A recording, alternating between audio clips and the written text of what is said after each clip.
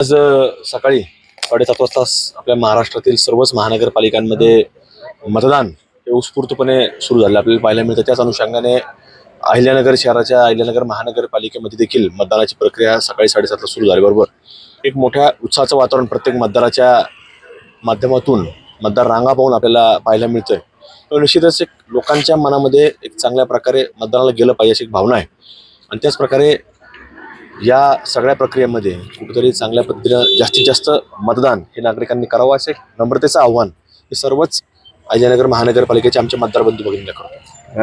राज्यामध्ये अनेक ठिकाणी ईव्हीएम मध्ये बिघाड झाल्याचं पाहायला मिळतंय। रोहित पवार आरोप करतायत, त्या आरोपाकडे कसं बघताय? प्रत्येक निवडणुकीमध्ये काही ना काही होत असतं, त्यामुळे लोक दरवेळेसच हे बोलत असतात। ठिकाणी वाद झाले, विवाद झाले, शांततेत मतदान व्हायला हवं होतं, मात्र अनेक ठिकाणी वादविवादाला तो धक्कानी मिळाला।